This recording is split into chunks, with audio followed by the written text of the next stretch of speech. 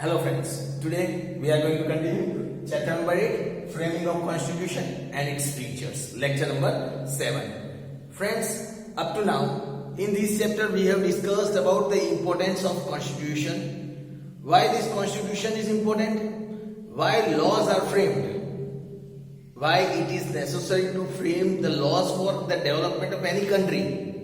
As we discussed in the previous part itself, that when we are talking about the constitution, automatically the very important part that takes place in the constitution is the rules and the regulations.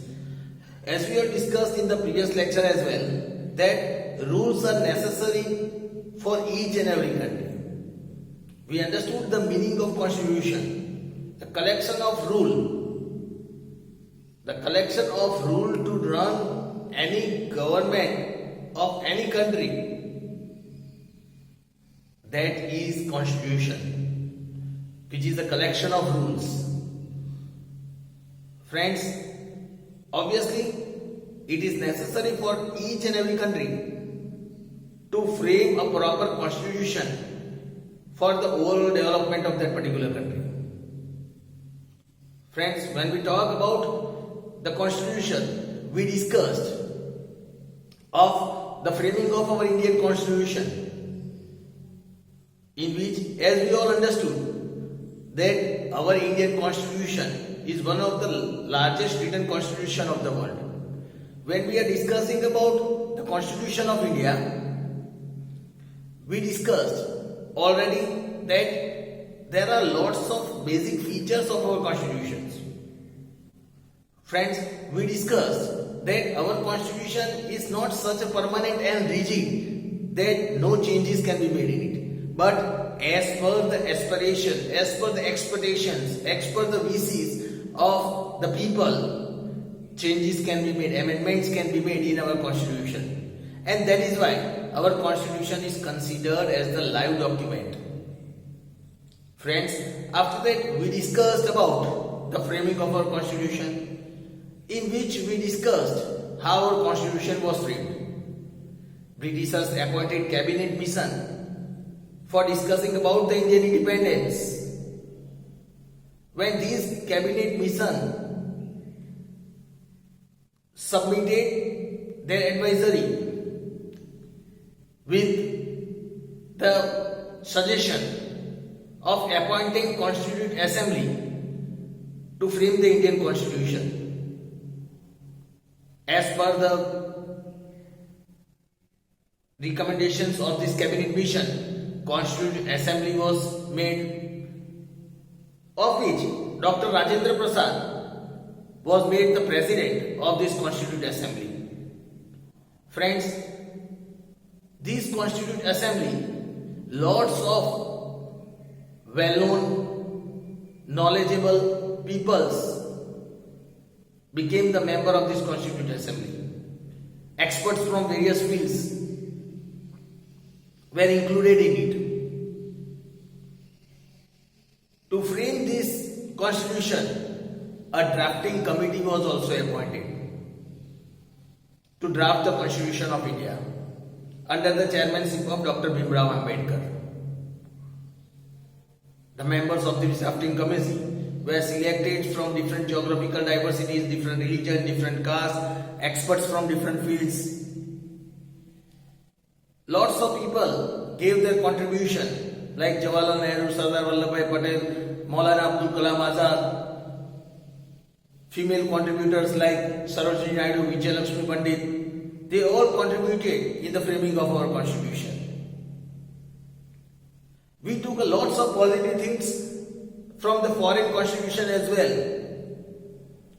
Friends, our constitution, the Constituent Assembly, met for 166 days in a period of 2 years, 11 months and 18 days to frame our constitution.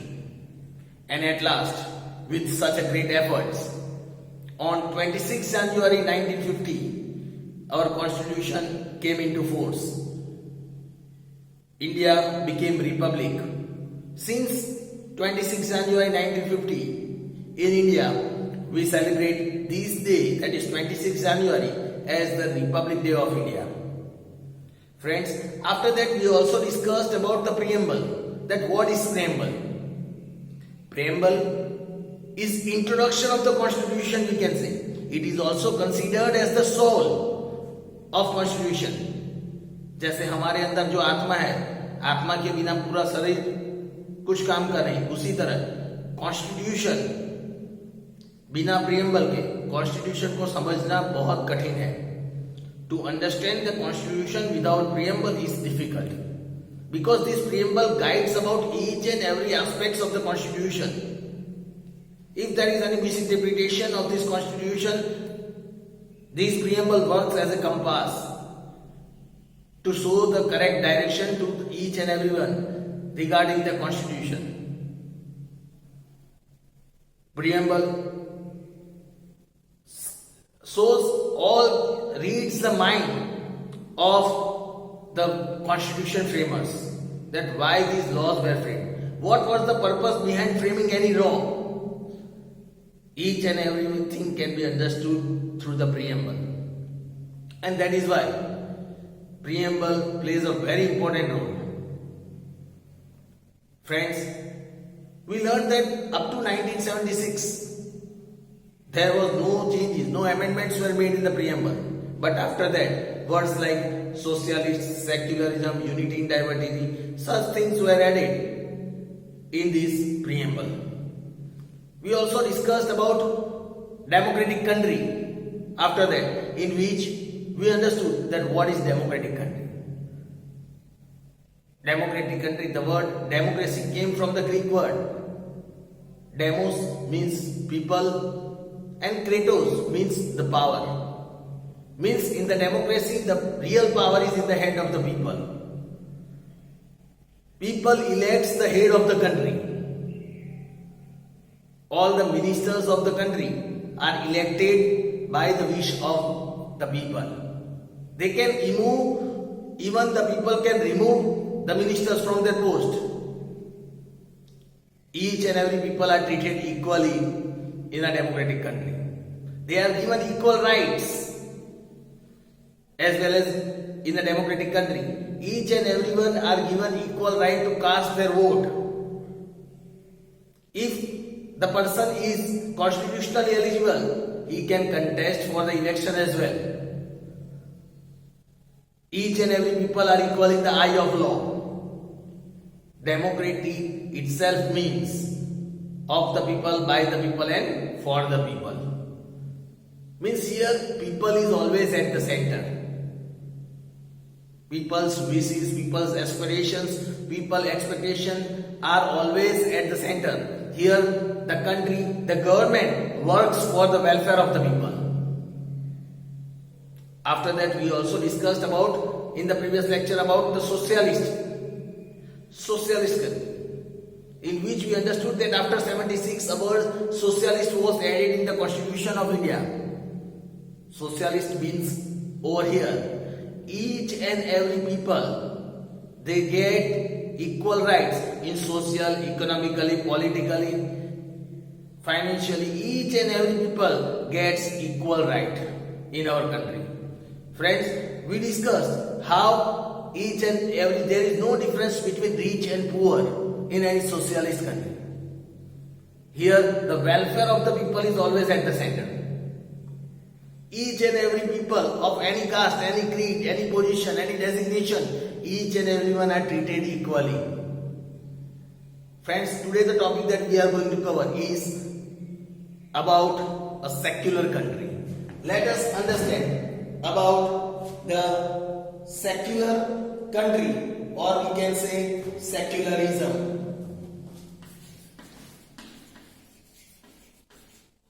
A secular country, or we can say secularism. Let us understand about the secularism. Friends, here it is said, let us understand about secularism.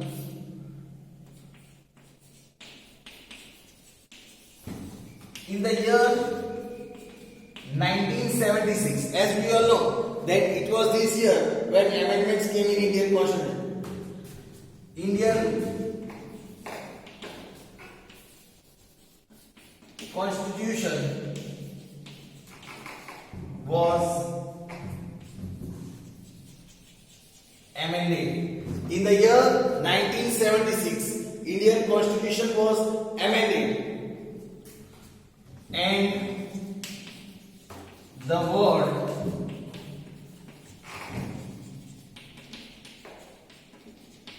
secularism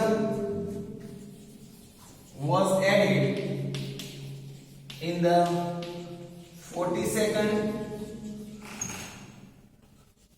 amendment, and the word secularism was added in the 42nd amendment. This means we can say this means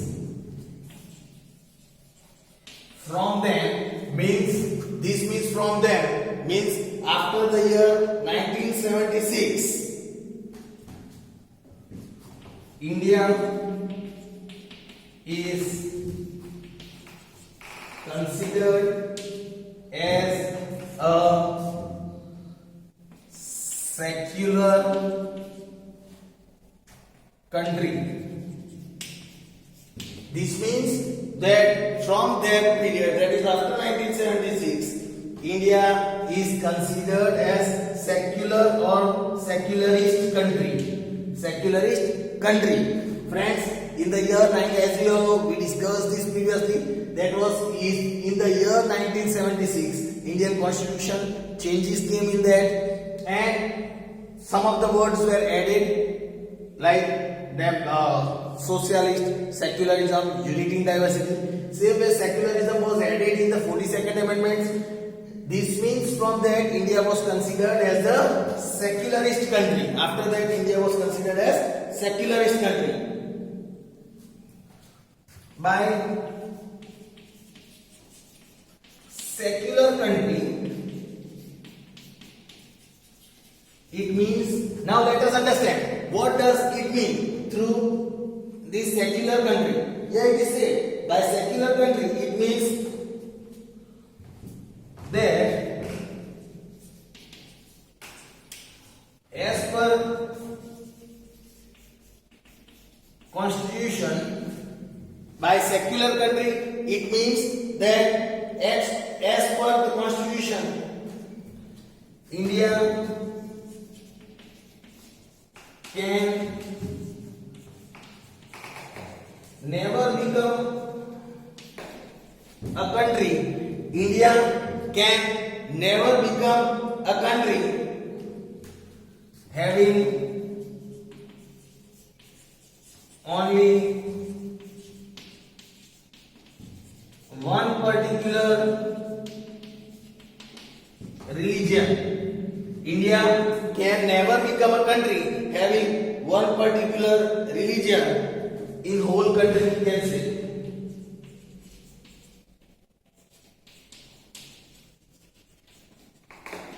Friends, here, what is the meaning of the secular country? Here it is said, by secular country, it means that as per the constitution, India can never become the country of any one singular or any one particular religion. Right? For example, here, for India, according to Indian constitution, no religion person can claim that India is the country, India is the land of their own particular religion. Right? If that person is of any religion, any caste, they can never claim that India is the land of any one particular religion. According to secularism, according to secular country, that means here unity in diversity, the main feature is in here each and every religion exists peacefully with each other, and that is why according to secularism, India can never become a country having one particular religion in whole country. So by this you can understand the basic feature of our constitution, that is equality for all religion is seen here. Then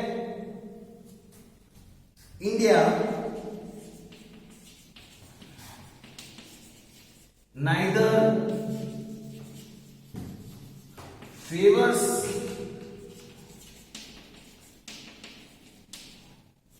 any religion. India neither favors any religion nor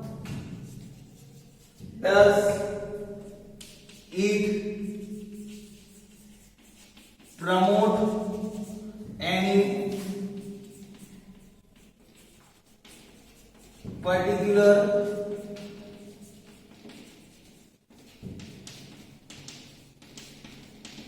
religious activities. Friends, here it is said that India neither favors any particular religion. In our constitution, there is not given any kind of favor to any one particular religion, but importance is given to each and every religion.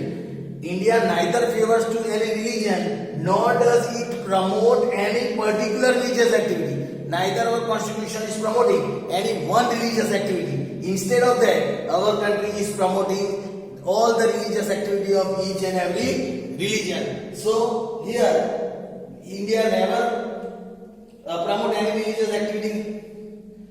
It gives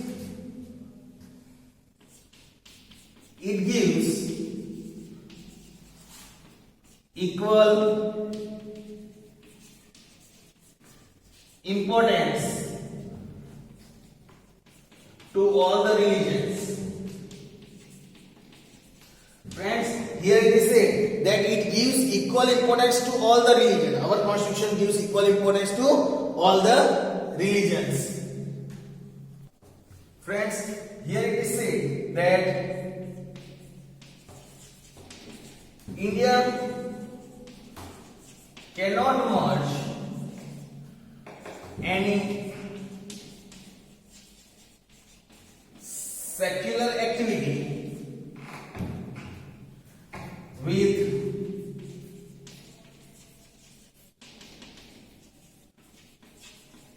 religious activities. Friends, here it is said that India cannot merge any kind of secular activity with religious activity. Here, religious activities are always kept aloof from the secular activities. Means we cannot merge, we cannot mix the secular activity and the religious activity both together. Every Indian is free to choose his or her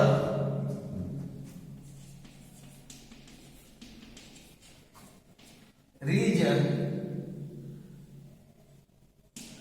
Every Indian is free to choose his or her religion.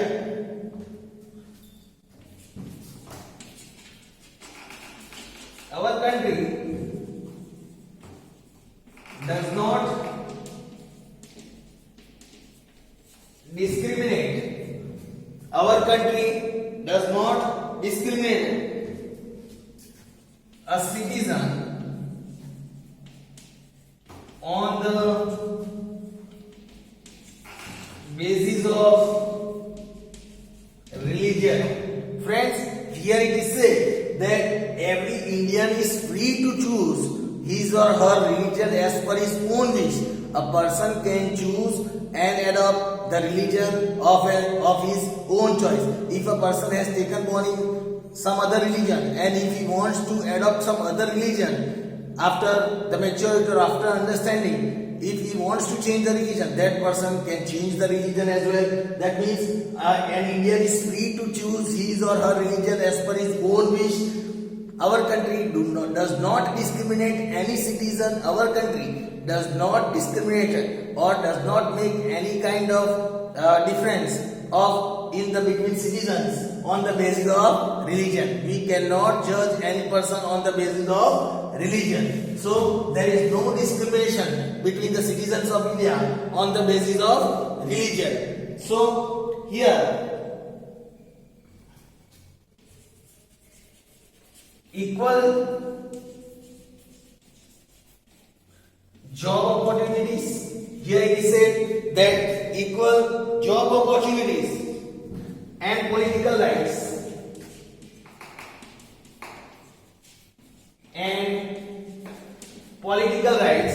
equal job opportunities and political rights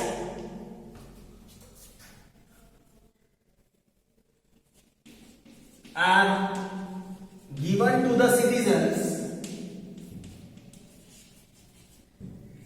without any discrimination of religion. Friends, here it is said equal job opportunities is given to each and every citizen and equal political rights are also given to each and every citizen without any discrimination of religion. Means if the person is of any kind of religion, he can contest the elections, he can also have job in any of the government, government sectors, he can have the job. So equal job opportunities and political rights are given to the citizens without any discrimination of religion. Owing to such a structure,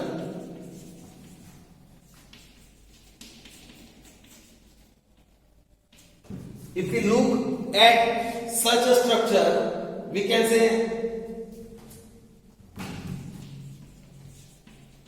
secularism is considered, owing to such a structure, secularism is considered as a basic foundation.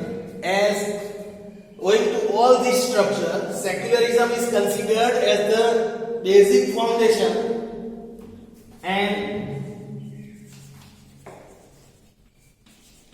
mandatory feature of constitution.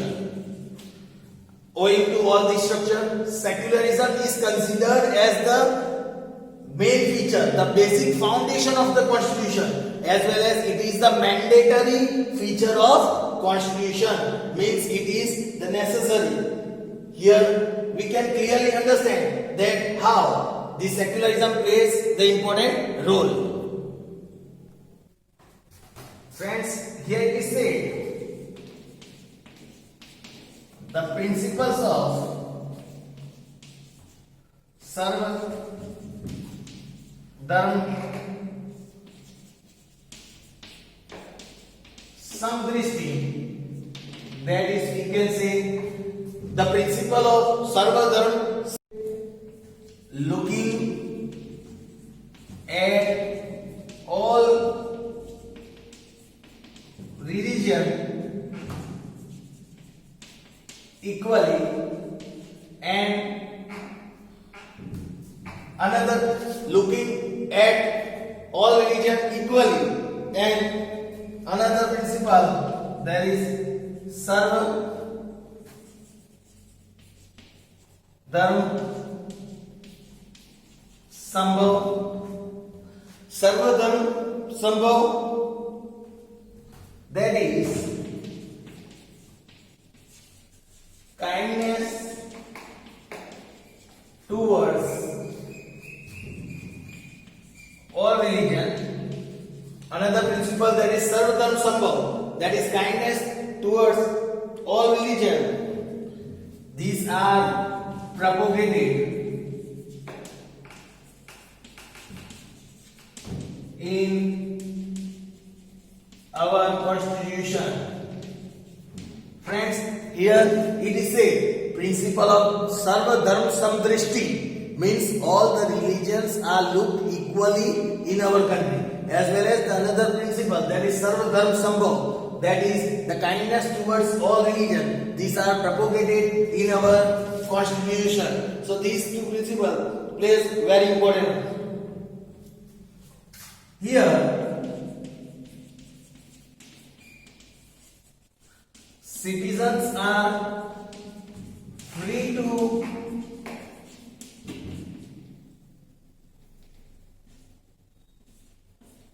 propagate citizens are free to propagate their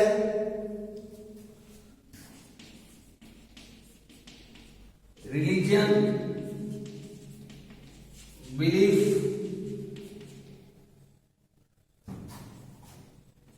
trust. Here the citizens are free to propagate the religions, belief, trust and faith, we can say. So friends, here you can clearly see that in such kind of secular country, all the citizens are free to propagate their own religion. They can keep their belief alive. They can trust on any religion. They can have faith on any religion. So friends, this was information about the secular country. You might have understood about the secular country. We learn about another topic in our next lecture. Thank you.